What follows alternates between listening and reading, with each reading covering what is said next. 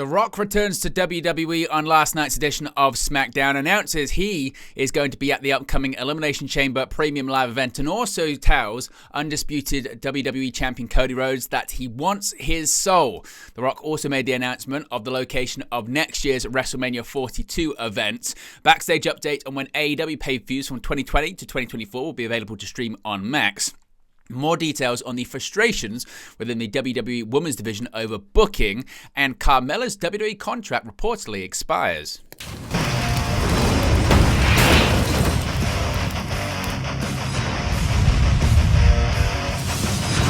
Hey guys, welcome back to Wrestling News 365. Hope everyone is doing very well. As always, there are plenty of news stories to get into in the world of professional wrestling. Let's begin with The Rock. The final boss returns to WWE television and just possibly throws a massive wrench into plans for WrestleMania 41 in Las Vegas.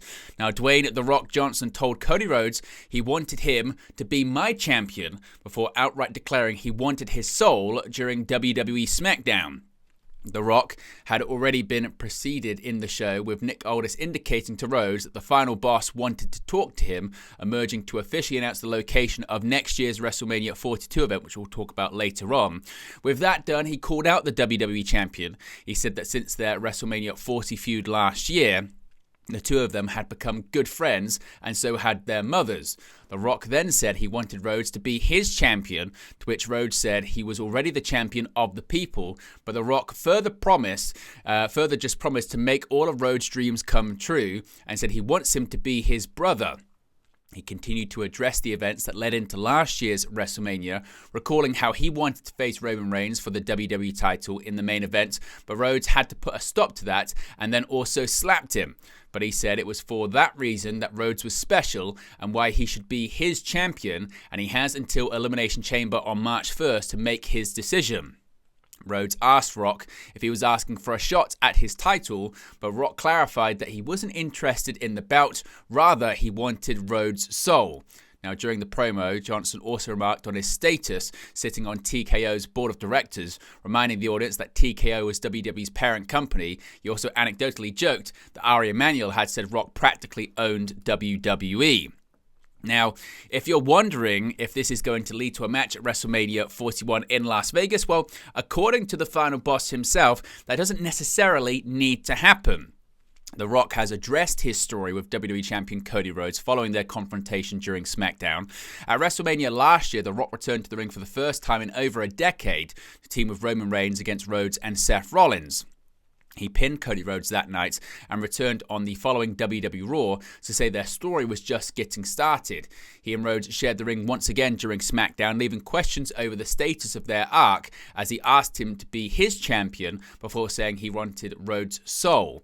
Rock did not offer much in the way of where the story was going, speaking in a press conference after the show, but he did repeatedly opine that it's one that does not need to result in a match. He said, quote, "In the world of pro wrestling, as we all know, everything will culminate to a match.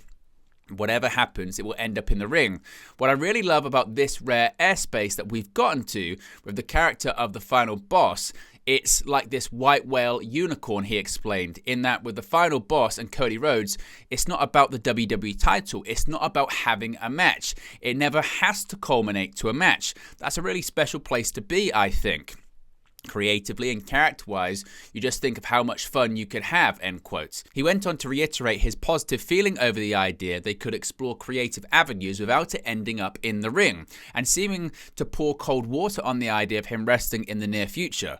Rock told Rhodes during SmackDown that he would be at Elimination Chamber on March 1st, where he will await Rhodes' decision.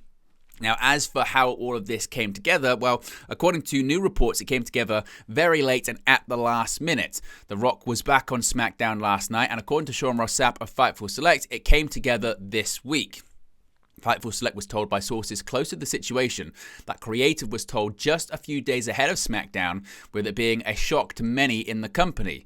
The Rock appeared and announced a number of things: the location of WrestleMania 42, and that he wanted Cody Rhodes' soul, and that he'd be at Elimination Chamber to see if Cody would give him said soul.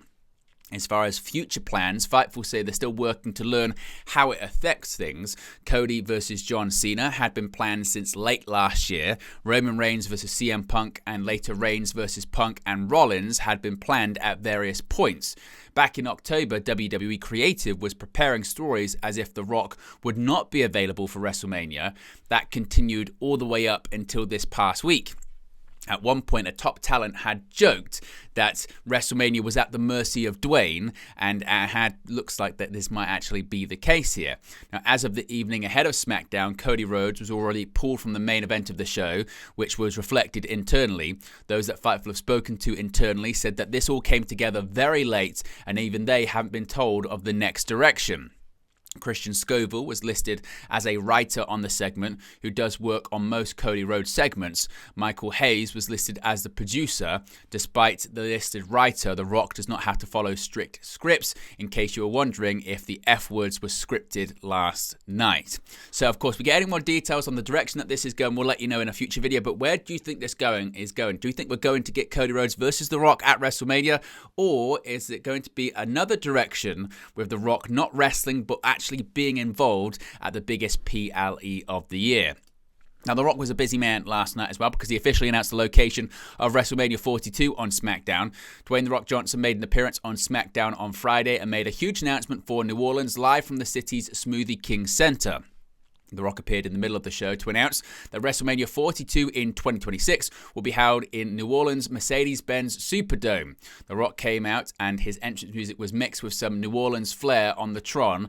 He addressed the crowd and attempted to say his catchphrase, but after the fans finished the "finally, The Rock has come back to New Orleans" line for him, the megastar jumped in and proclaimed, "Finally, WrestleMania is coming back to New Orleans." The announcement got "holy shit" chants from the crowd, and The Rock began singing "When the Saints Go Marching In," while towing the line between heel and babyface before calling out undisputed WWE champion Cody Rhodes. Now, WrestleMania 42 will be the third time that New Orleans has hosted the event. WrestleMania 30 took place in the city in April 2014. WrestleMania 34 was the most recent to emanate from the Superdome, as the main event saw Universal Champion Brock Lesnar retain his title over Roman Reigns to an unimpressed crowd. Of course, WrestleMania 30 was also the place that The Undertaker's fabled WrestleMania undefeated streak was ended by Lesnar in the same building. Now, switching over to AEW here, a bit of an update when it comes to content on the Max streaming service. As part of All Elite Wrestling's new media rights deal with Warner Bros. Discovery, the company has started simulcasting their weekly shows on Max, but that's not all. The entire 2019 tape library was also uploaded to the service on January 1st, allowing fans to go back and witness the beginning of AEW in order. This batch included the 2019 pay-per-views, and fans have been wondering if and when the next batch will be coming, and it doesn't look like people will have to wait too long. According to PW Insider, starting on March 1st, AEW's entire pay-per-view category and library will be uploaded to Max, with every event between 2020 and 2024 being available to stream on demand. It's currently unclear if the events will have a gradual rollout across multiple days or if they'll all be uploaded at the same time, but every show is uploaded on March 1st. AEW fans will have access to all 30 of the company's pay-per-view specials. The rest of AEW's tape library that covers every episode of AEW Dynamite from 2020 onwards, as well as every episode of AEW Collision and every episode of AEW Rampage, are also expected to be uploaded in batches at a later date, but that date has yet to be announced. One thing that's not been made clear is the status of the 2025 Revolution pay-per-view, which takes place on March 9th. A recent report by WrestleNomics suggested that AEW's pay-per-view events in 2025 will be streamed on Amazon Prime, but that hasn't been confirmed by either party. However, AEW are looking to have their pay-per-view events available to stream live on Max at some point in 2025, with AEW President Tony Khan citing that as a big reason why he was so excited to sign the new media rights deal at the end of 2024. Now, another story when it comes to the frustrations in the women's division in WWE.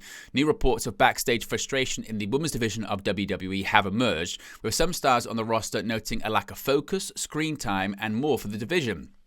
Fightful Select reported they spoke with some women who noted the lack of focus on WWE's part on developing characters within the division, the tag division as a whole, and screen time for stars outside of the top storylines. The lack of focus was compared to WWE NXT's women's division, where talent have noticed how much time on the Tuesday show is devoted to women and how fans get emotionally invested in those talents and their stories. Fightful noted that the frustration doesn't reflect the entirety of the women's locker room, but was echoed by numerous talent. A point about redundant storylines, both in the upper and mid-card title scenes, was also noted. Those who Fightful spoke to said they were happy for those getting screen time, but there should be a conversation about giving more people time in addition to those who are already getting it. Those who Fightful cited Sonya Deville's release while negotiating a deal as a point of worry when they're not being used. The outlet was told that Deville was told as little as 4 days before her release that the company wanted to keep her. In addition to Deville, Elektra Lopez, Isla Dawn and Blair Davenport were recently released from the company. And finally, speaking of the women's division, Carmella, her contract with WWE has reportedly expired. Carmella is technically no longer with WWE after her contract recently expired. The report was confirmed by Fightful Select and PW Nexus on Friday. The former SmackDown Women's Champion, the title has since been renamed and to the Women's World Championship, currently held by Rhea Ripley, last wrestled on a house show at Madison Square Garden on the road to WrestleMania in 2023. Fightful noted that at the time of her last match, she'd only been back for around 6 weeks and had been out of action prior since 2022. Carmella gave birth to her son with Corey Graves in November of 2023. The star has been vocal about suffering from drop foot following the birth on her Instagram account, where she shares parenting updates as well as new business endeavors she's been working on since her pregnancy. Earlier in 2024, Carmella also explained she had been dealing with herniated discs in her back, which had pressed on a nerve connecting to her foot, leading to her current ongoing issue. The Princess of Staten Island said she endured 60 hours of labor, which could have contributed to the injury. It was not reported exactly when Carmella's contract expired or if she could be part of the recent WWE releases and a slew of contracts not renewed by the company. Most recently in the women's division, Sonya Deville, Elektra Lopez, Isla Dawn and Blair Davenport have departed the company. Carmella's last televised match was a loss to Bianca Belair on the March 2023 episode of Monday Night Raw. But there you go, guys, the latest pro wrestling news for you. Be sure to smash a like on the like button. Be sure to subscribe, bottom right-hand corner. As always, let me know your thoughts in the comment section below, and I'll speak to you again very, very soon.